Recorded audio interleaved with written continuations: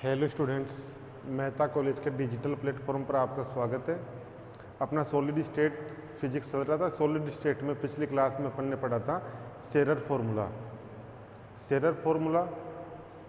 आज पढ़ेंगे अपन electron neutron diffraction, जो फर्स्ट यूनिट का last topic electron neutron diffraction. तो सबसे पहले पढ़ेंगे इलेक्ट्रॉन डिफ्रैक्शन। सबसे पहले देखेंगे इसमें इलेक्ट्रॉन डिफ्रैक्शन।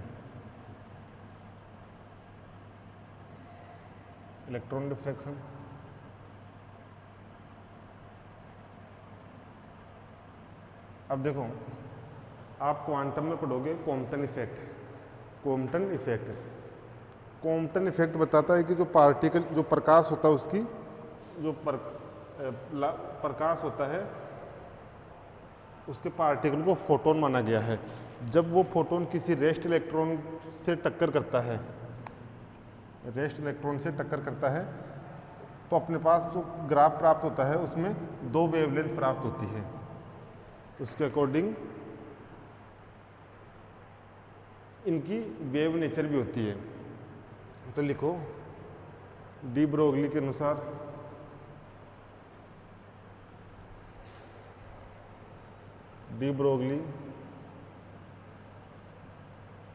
की परिकल्पना के अनुसार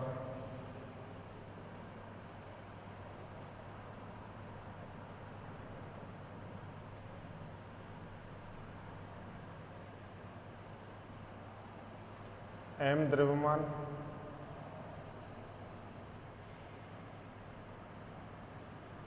m मास का कोई पार्टिकल या m द्रव्यमान का कोई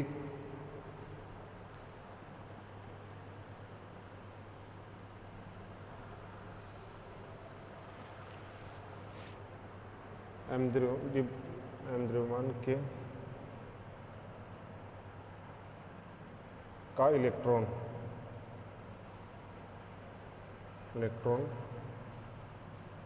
v वेग से गति कर रहा है तो उसके संगत एक तरंग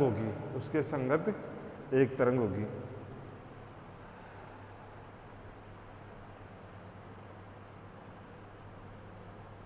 उसके साथ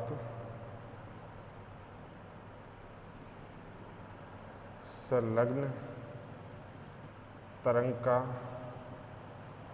तरंग धैर्य इसने बताया लैम्डा h/p, जहाँ p होता है आपका मोमेंटम mv। ब्रोगली ने क्या बताया कि m मास का कोई इलेक्ट्रॉन है, वो v वेग से गति कर रहा है। तो उसके साथ, उस इलेक्ट्रॉन के साथ एक तरंग भी जुड़ी होगी। कण तो है ही, ये कण गति कर रहा है तो इस कण के साथ एक तरंग भी जुड़ी होगी। ये डी ब्रोगली ने कल्पना की थी। तो उस तरंग का तरंग दैर्घ्य h/p, या p को लिख सकते हैं mv। लिखो, इसमें आगे लिखो, यदि इलेक्ट्रॉन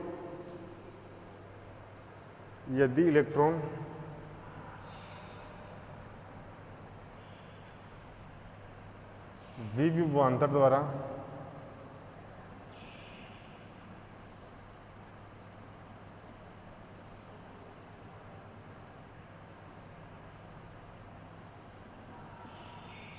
गतिशील है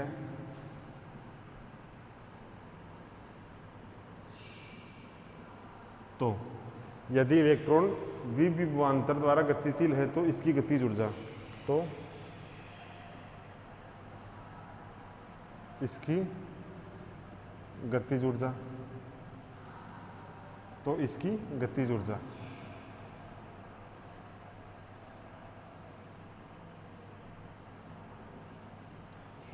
होगी इसकी ½ mv² is equal to EV।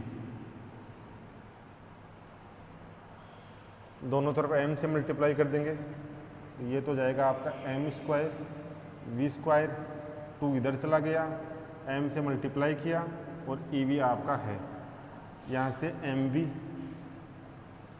हो जाएगा, इधर रूट कर देंगे, दोनों का स्क्वायर है तो 2m ev, ये हो जाएगा आपका 2m ev। ये मान यहाँ पुट कर दें, यहाँ पुट कर देंगे,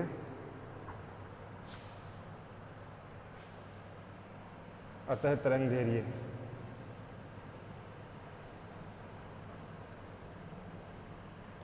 धैर्य हो जाएगा आपका lambda is equal to h cut upon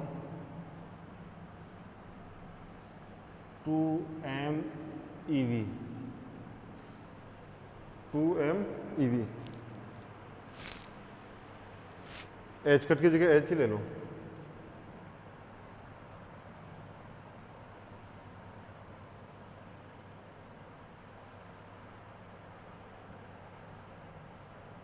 H cut आपके अनसर्टेनिटी में आएगा, ये आ गया।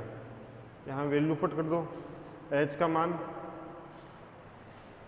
लेमड़ा आ गया आपका 6.62 इंटू 10 की पावर -34, ये तो एच का मान आ गया। 2 इंटू एम का मान, इलेक्ट्रॉन का मास 9.1 इंटू 10 की पावर -31, इलेक्ट्रॉन का मास 9.1 इंटू 10 की पावर -31 इंटू ई का मान आवेश 1.6 इंटू 10 की पावर -19, और यह आपका विभवांतर, इसको सोल्व किया तो ये आ गया V 12.87, ये आ गया 12.26।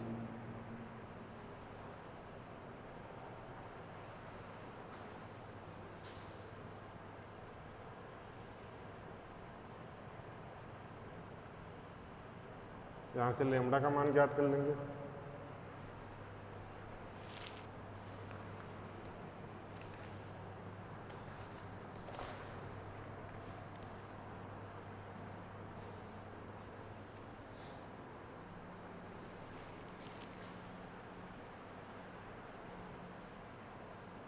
इसमें लिखो इलेक्ट्रॉन के बारे में महत्वपूर्ण तथ्य।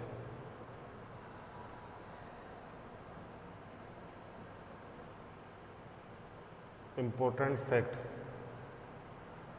महत्वपूर्ण तथ्य। महत्वपूर्ण तथ्य क्या है?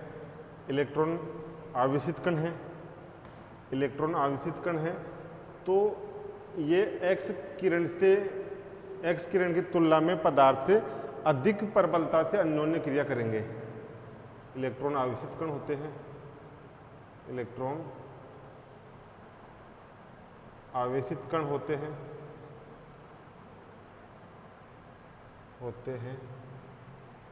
अतः ये एक्स किरण की अतः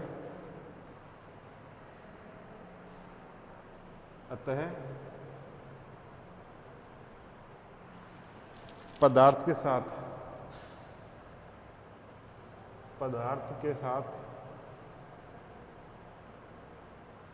एक्स किरणों की तुलना में, एक्स किरणों की तुलना में अधिक प्रबलता से अन्योन्य क्रिया करते हैं। तुलना में अधिक प्रबलता से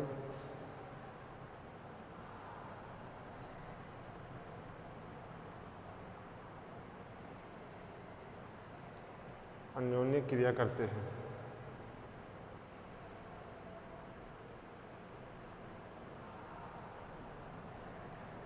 इलेक्ट्रॉन आवेशित कण होते हैं अतः पदार्थ के साथ एक्स किरणों की तुलना में अधिक प्रबलता से अन्योन्य क्रिया करते हैं।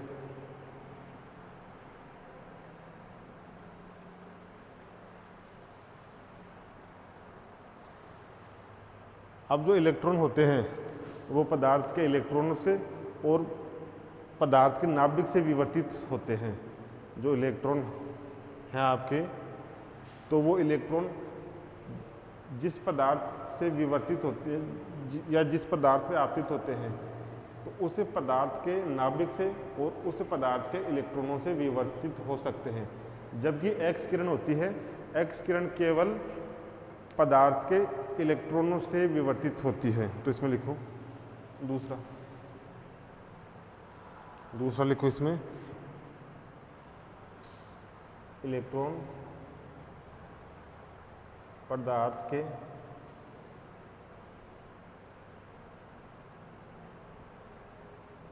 परमाणुओं के नाभिक से तथा इलेक्ट्रॉनों से नाभिक से तथा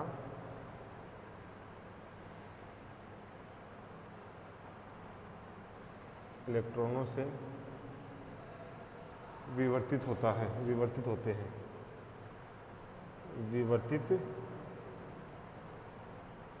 होते हैं। जबकि एक्स किरण पदार्थ के परमाणुओं के इलेक्ट्रॉनों से ही विवर्तित होती है। जबकि एक्स किरण पदार्थ के परमाणुओं के, जबकि एक्स किरण केवल कर लो,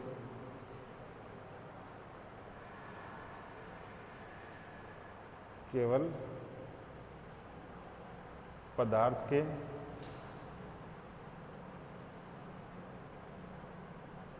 परमाणुओं के इलेक्ट्रॉनों से ही विवर्तित होती है।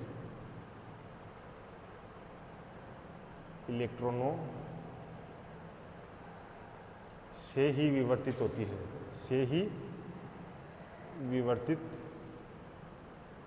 होती है, नोट करो इसको। जो इलेक्ट्रॉन डिफ्रैक्शन है, इसमें जो इलेक्ट्रॉन होता है वो आवेशित कण होता है, अतः पदार्थ के साथ एक्स किरणों की तुलना में अधिक प्रबलता से अन्योन्य क्रिया करता है। यानी जो पदार्थ होगा उसके साथ अधिक प्रबलता से अन्योन्य क्रिया करेगा। दूसरा, इलेक्ट्रॉन है वो पदार्थ के परमाणु हैं, उन परमाणुओं के नाभिक से और उन परमाणुओं के इलेक्ट्रॉनों से विवर्तित होता है। जबकि जो एक्स किरण होती है वो एक्स किरण केवल और केवल पदार्थ के परमाणु हैं, उन परमाणुओं के इलेक्ट्रॉनों से ही विवर्तित होती है। लिखो यहाँ तक।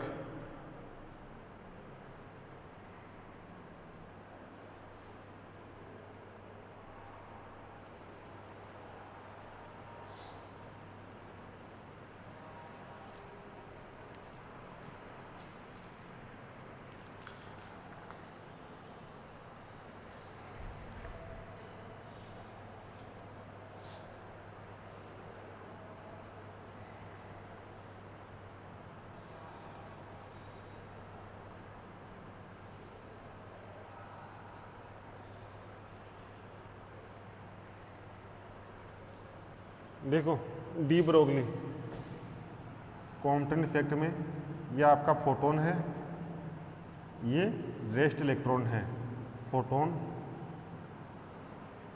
और ये रेस्ट इलेक्ट्रॉन। जब टक्कर होती है तो फोटोन तो आपका मान लो इधर चला गया और ये इलेक्ट्रॉन आपका इधर आ गया।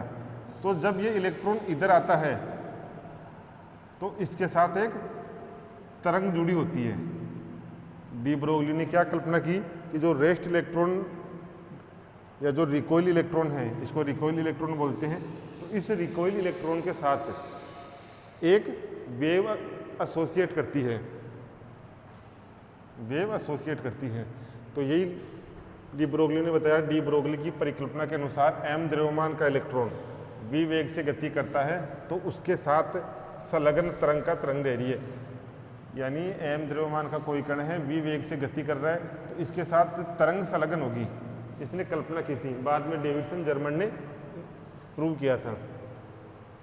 तरंग का तरंगदैर्घ्य, ये तरंगदैर्घ्य आ गया लैम्डा = h/p और p का मान mv।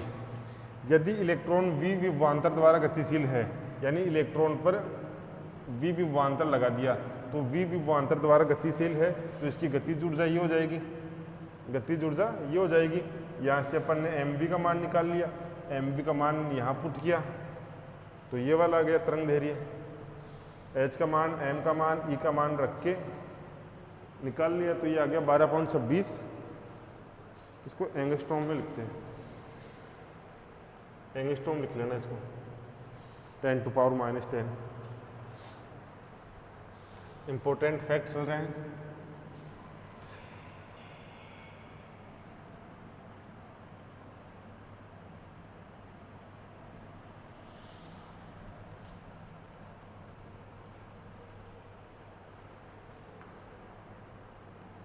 अब जो इलेक्ट्रॉन कैसा होता है, आवेशित कण, इलेक्ट्रॉन आवेशित कण होता है। इलेक्ट्रॉन आवेशित कण होता है, इस कारण यह है जिस पदार्थ से टकराएगा, जैसे ये पदार्थ है आपका, इस पदार्थ के ये क्रिस्टल हैं, क्रिस्टल समतल, तो इलेक्ट्रॉन जिस पदार्थ से टकराएगा वो पदार्थ क्या कर लेगा, इसको अवशोषित कर लेगा, क्योंकि ये कैसा है, चार्ज पार्टिकल, इसको अवशोषित कर लेगा। इस कारण ये इलेक्ट्रॉन, इस कारण इस इलेक्ट्रॉन का विवर्तन कम मोटाई के क्रिस्टलों से ही होगा। तो इसमें लिखो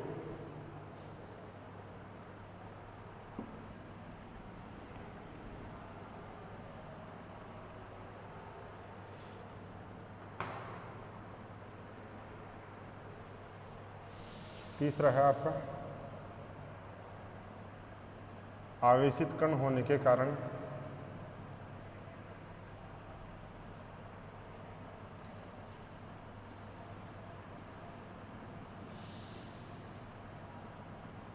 आवेशित कण होने के कारण इलेक्ट्रॉन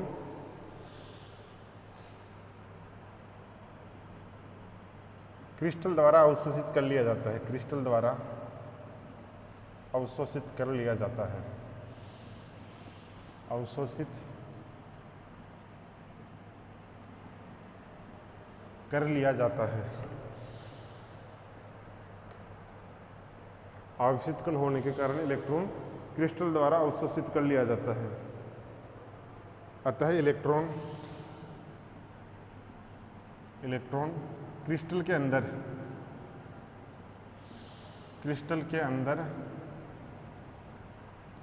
कुछ ही दूरी तक जा पाता है, क्रिस्टल के अंदर कुछ ही दूरी तक जा पाता है।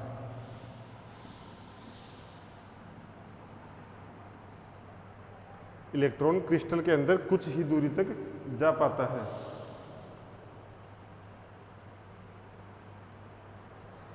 इस कारण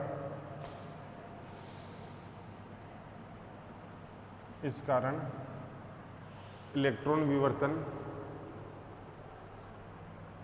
इस कारण इलेक्ट्रॉन विवर्तन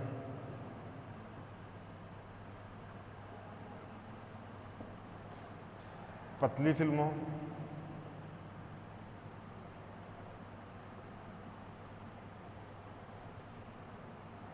क्रिस्टल के पृष्ठों, क्रिस्टल पृष्ठ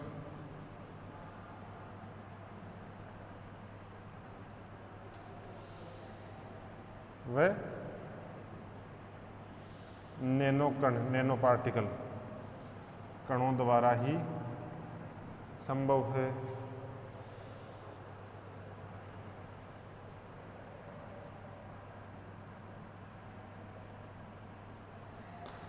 यह आपके जालक हैं, इलेक्ट्रॉन अंदर तक नहीं जा पाता, इलेक्ट्रॉन अंदर तक नहीं जा पाता। ये क्या करता है, अंदर तक जाएगा तो क्रिस्टल द्वारा अवशोषित कर लिया जाएगा, इसलिए इलेक्ट्रॉन अंदर तक नहीं जा पाता। ये केवल इस क्रिस्टल के पृष्ठ से, या तो इस क्रिस्टल के पृष्ठ से, या फिर जो पतली फिल्म है, जो थिन फिल्म है, उस थिन फिल्म के द्वारा ही इसका विवर्तन संभव है। तो यही लिखा है, इलेक्ट्रॉन विवर्तन पतली फिल्मों, क्रिस्टल पृष्ठ व नैनो पार्टिकल द्वारा ही संभव है। नैनो पार्टिकल द्वारा ही संभव है। अब जो एक्सरे होता है आपका, जो एक्सरे होता है वो एक्सरे क्या करता है, वो एक्सरे क्रिस्टल जालक के अंदर अधिक दूरी तक जाता है, क्रिस्टल जालक में अधिक दूरी पर जा पाता है। जबकि देखो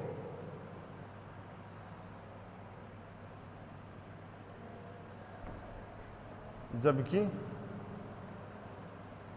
एक्सरे क्रिस्टल जालक के अंदर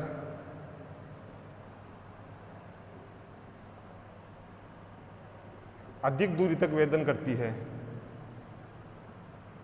अधिक दूरी तक वेदन करती है। यानी जो क्रिस्टल है इसके लगभग सभी समतलों से इसका विवर्तन संभव है। यानी ये 0, 1, 2, 3 ऐसे n समतलों द्वारा इस एक्सरे का विवर्तन संभव है। नोट करो, ये इंपॉर्टेंट फैक्ट थे आपके इलेक्ट्रॉन डिफ्रैक्शन के।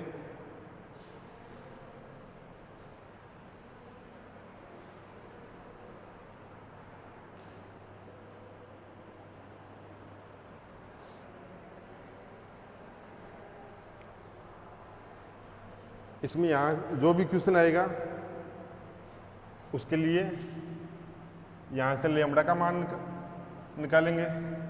लेमड़ा का मान ब्रेग समीकरण में पुट करके, ब्रेग समीकरण, Bragg's equation 2d sin theta is equal to n lambda. n lambda का मान यहाँ पुट करके यहाँ से लेमड़ा का मान निकाला, इस लेमड़ा का मान यहाँ पुट करके d का मान निकालना होगा। अपन को क्वेश्चन में d पूछेगा, इस d का मान निकालना है। d का मान निकालने के लिए इलेक्ट्रॉन डिफ्रैक्शन दिया हुआ आएगा, इलेक्ट्रॉन डिफ्रैक्शन से v का मान यहाँ पुट करके लेमड़ा का मान निकालना है, और ये लेमड़ा का मान ब्रेग इक्वेशन में पुट करके d का मान निकालना है।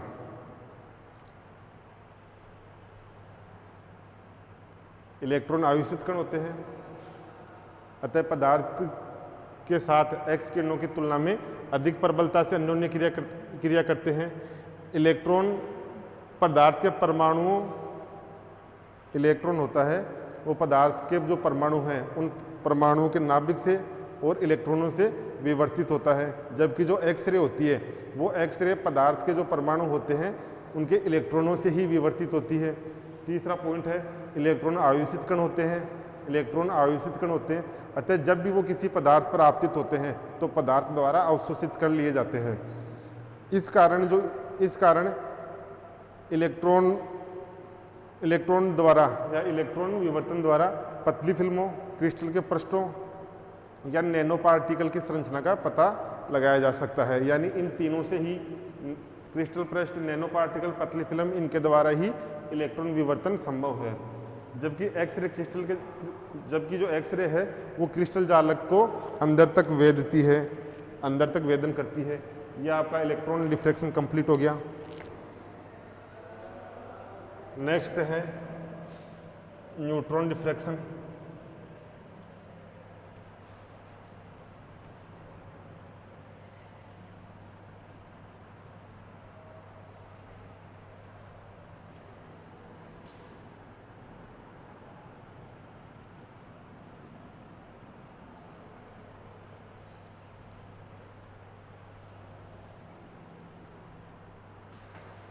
दूसरा लिखो, न्यूट्रॉन डिफ्रैक्शन।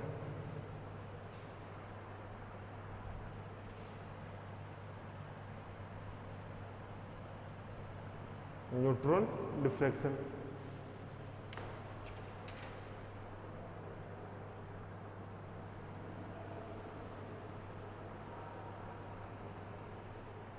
अब इसमें भी क्या होगा, वही आपका कोई न्यूट्रॉन है, वो उसका मास m है और वो v वेग से गति कर रहा है, तो उसके साथ संलग्न जो तरंग है उस तरंग का तरंग दैर्घ्य डी ब्रोगली की परिकल्पना के अनुसार, तो लिखो डी ब्रोगली की परिकल्पना के अनुसार,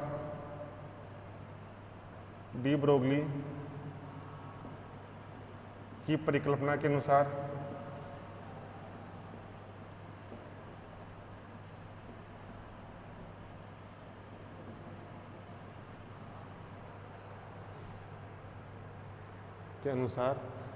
न्यूट्रॉन से जुड़ी, न्यूट्रॉन के साथ संलग्न, न्यूट्रॉन के साथ संलग्न तरंग का तरंग धैर्य, तरंग का तरंग धैर्य क्या होगा? तरंग का तरंग धैर्य lambda is equal to h upon p, इसको एच अपॉन एम वी, जहाँ एम क्या है? एम है न्यूट्रॉन का मास और वी है वेलोसिटी। अब जो न्यूट्रॉन है इसकी कुल ऊर्जा गतिज ऊर्जा के बराबर होती है। जो न्यूट्रॉन होता है उसकी कुल ऊर्जा गतिज ऊर्जा के बराबर होती है। तो यहाँ लिखो न्यूट्रॉन की कुल ऊर्जा गतिज ऊर्जा के बराबर होती है, गतिज ऊर्जा के बराबर होती है। कुल ऊर्जा किसके बराबर? गतिज ऊर्जा के बराबर। गतिज ऊर्जा हाफ एम वी स्क्वायर, कुल ऊर्जा गतिज ऊर्जा के बराबर है, तो कुल ऊर्जा है आपकी ई, गतिज ऊर्जा है हाफ एम वी स्क्वायर। यहाँ से देखो 2 को मैं इधर ले गया तो ये 2e हो गया, दोनों तरफ m से मल्टीप्लाई कर दिया तो m स्क्वायर वी स्क्वायर। यहाँ से mv का मान कितना आएगा? mv का मान इसका रूट कर दूंगा तो ये आ जाएगा इसका रूट 2me, रूट 2me।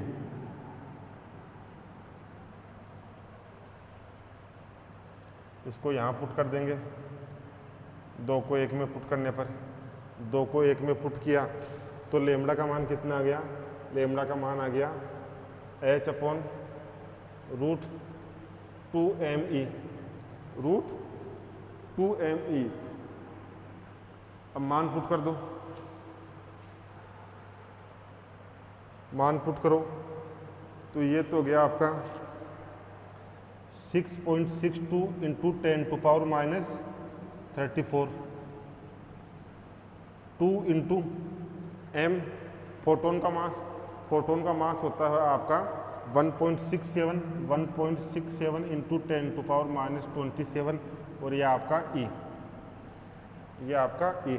इसको सोल्व किया तो ये आ गया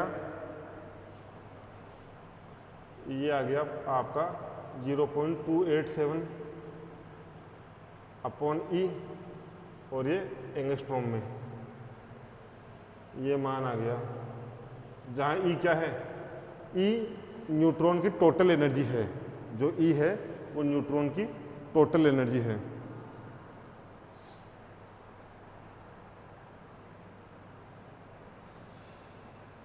लिखो फिर इंपॉर्टेंट फैक्ट देखेंगे न्यूट्रॉन के लिए।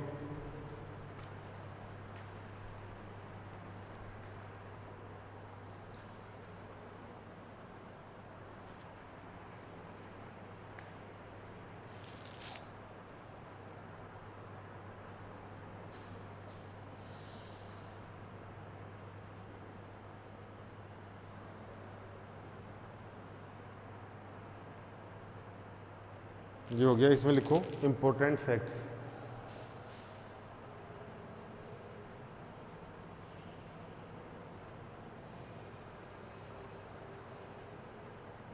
अब फोटोन, ये न्यूट्रॉन है, न्यूट्रॉन कैसा है?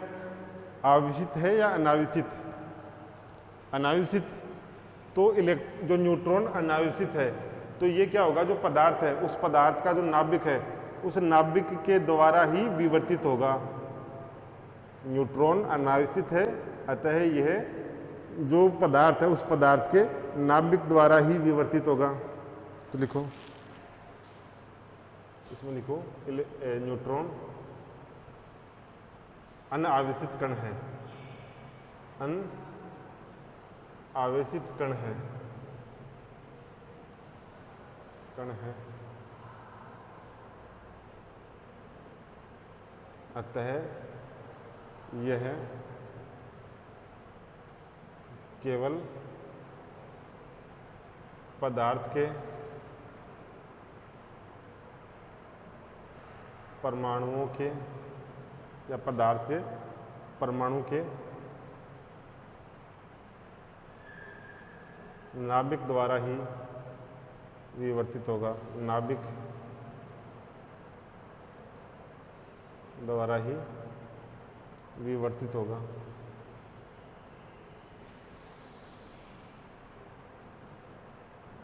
जो न्यूट्रॉन है वो अनावेशित कण है, अतः यह केवल पदार्थ के परमाणु के नाभिक द्वारा ही विवर्तित होगा। दूसरा लिखो,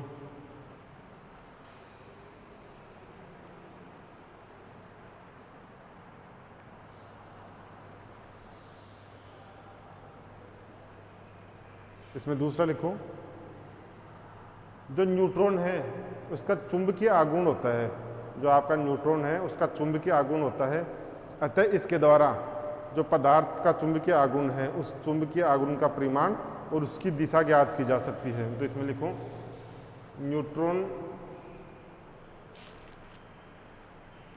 में चुंबकीय आघूर्ण होता है, न्यूट्रॉन में चुंबकीय आघूर्ण होता है, चुंबकीय आघूर्ण होता है,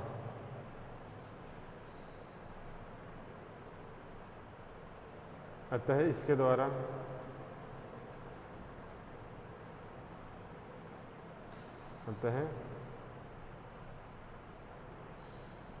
द्वारा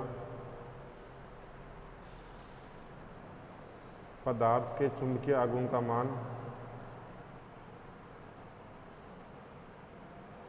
पदार्थ के चुंबकीय आघूर्ण का मान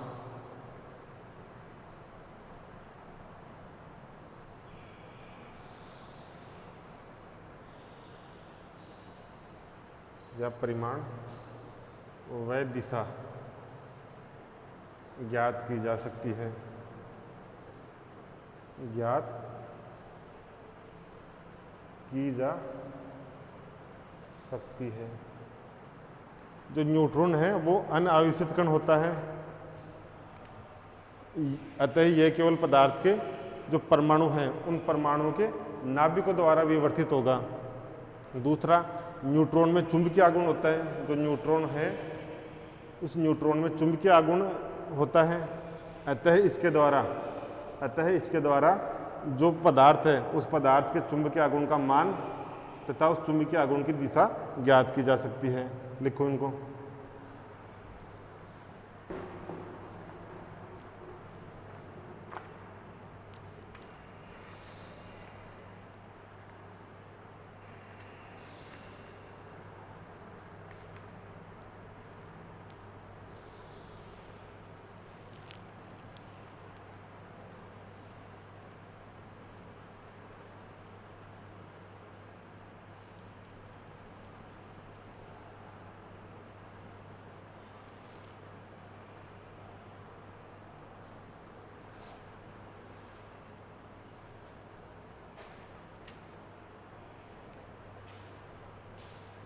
डी ब्रोगली से एच का मान, डी ब्रोगली से लेमडा का मान, न्यूट्रॉन की कुल गतिज ऊर्जा गतिज ऊर्जा के बराबर होती है, तो कुल ऊर्जा हो गया आपकी E equal to half mv²। यहाँ से mv का मान निकालेंगे, mv का मान यहाँ पुट करेंगे तो लेमडा का मान अपने पास ये आ गया 0.287 अपॉन E एंगस्ट्रॉम। यहाँ से लेमडा का मान निकाल के ब्रेग समीकरण में जो D है उस D में पुट जो लेमडा का मान निकाल के ब्रेग समीकरण में रखेंगे और D का मान निकालेंगे। क्वेश्चन लिखो एक,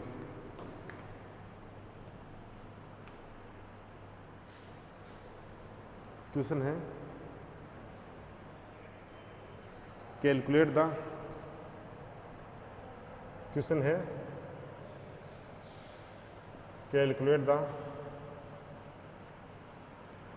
energy and wavelength of neutron beam of the neutron beam which diffracted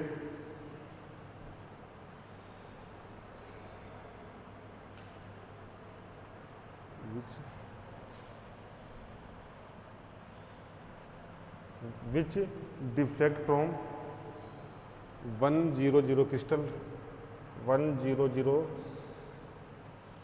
crystal 100 crystal plane of lattice constant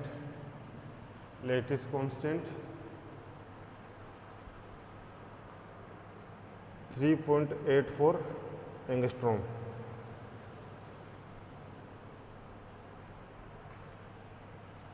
eight Bragg's angle 30 degree, Bragg's angle 30 degree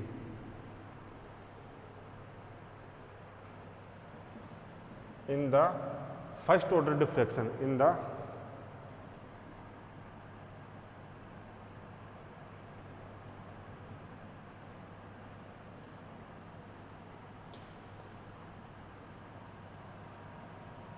ये क्वेश्चन है।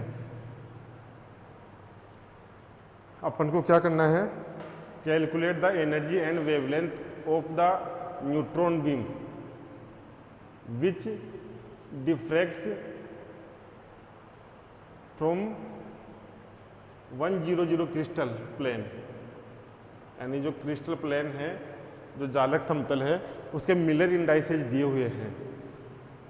लेटिस कांस्टेंट दिया हुआ है आपका 3.84 एंगस्ट्रॉम और ब्रेक एंगल है, उस break angle है आपका 30 डिग्री और जो डिफ्रैक्शन है वो फर्स्ट ऑर्डर डिफ्रैक्शन है, यानी एन का मान 1 है। अपन को ज्ञात करना है एनर्जी और वेवलेंथ, एनर्जी और वेवलेंथ ज्ञात करनी है।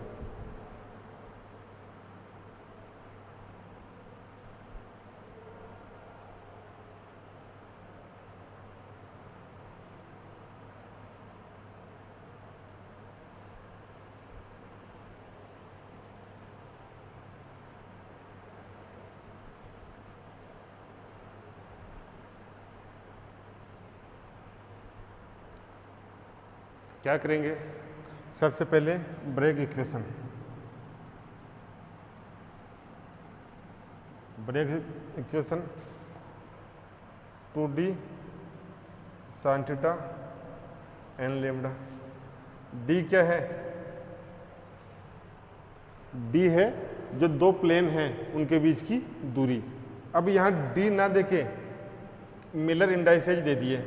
अब मिलर इंडाइसेज से D का मान निकालना है तो ये हो जाएगा 2, D का मान A upon root H square plus L square plus K square, root H square plus K square plus L square, इसको K square plus L square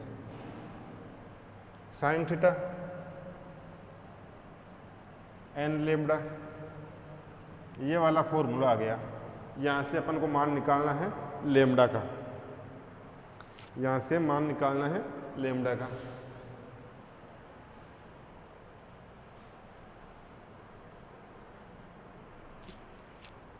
N का मान दे रखा है, थीटा दे रखा है 30, एन का मान है 1, ए का मान दे रखा है 3.84 एंगस्ट्रॉम,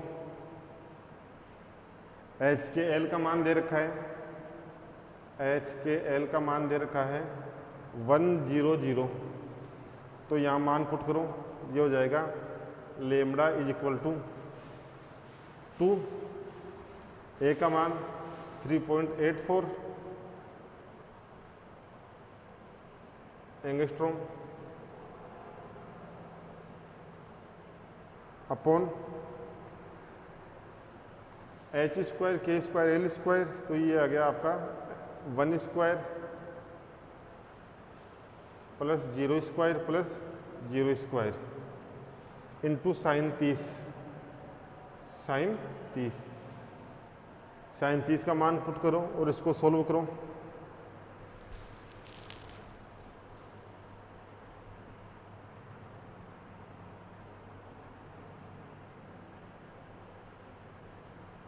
साइन 30 का मान पुट करो और इसको सोल्व करो। तो देखो मल्टीप्लाई है, साइन 30 का मान 1/2, तो इस 2 से तो ये 2 कैंसिल आउट, यहाँ ये हो गया 1, तो अपने पास लेमडा का मान आ गया 3.84 एंगस्ट्रॉम, ये आ गया लेमडा का मान।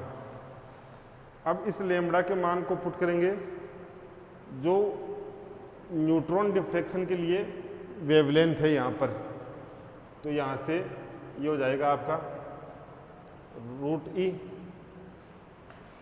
इज इक्वल टू 0.287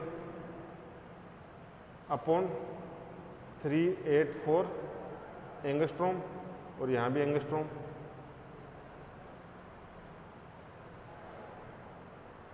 ये मान आ गया। E का मान निकालने के लिए इसका स्क्वायर कर देंगे, 0.287 एंगस्ट्रॉम से एंगस्ट्रॉम कैंसिल आउट, ये हो गया आपका 3.84। ये इसका आंसर आ गया, ये इसका आंसर आ गया। तो ये आपका न्यूट्रॉन डिफ्रैक्शन के क्वेश्चन ऐसे ही आएंगे, या तो लेमडा दिया हुआ आएगा, सॉरी E का मान दिया हुआ आएगा, E के मान से अपन को लेमडा का मान निकालना है, लेमडा का मान ब्रेग समीकरण में पुट करना है, ब्रेग समीकरण में पुट करके D का मान निकालना होगा, D का मान निकालना होगा, या D दिया हुआ आएगा, D का मान ब्रेग समीकरण में पुट करके लेमडा का मान निकालना है या E का मान निकालना है। D या तो डायरेक्ट D दिया हुआ आएगा, या मिलर इंडाइसेज दिए हुए आएंगे, या मिलर इंडाइसेज। तो मिलर इंडाइसेज से D का मान निकालना है, D का मान ब्रेग समीकरण में पुट करना है, यहाँ से लेमडा मिलेगा, लेमडा को न्यूट्रॉन डिफ्रैक्शन इक्वेशन में रख के एनर्जी का मान निकालना है। दोनों में ऐसा होगा, इलेक्ट्रॉन डिफ्रैक्शन में और न्यूट्रॉन डिफ्रैक्शन में। तो ये आपकी सॉलिड की जो फर्स्ट यूनिट है वो फर्स्ट यूनिट कंप्लीट हो गई। इसके न्यूमेरिकल करना और इसकी थ्योरी अच्छे से देख लेना। नेक्स्ट कल स्टार्ट करेंगे अपन सेकंड यूनिट।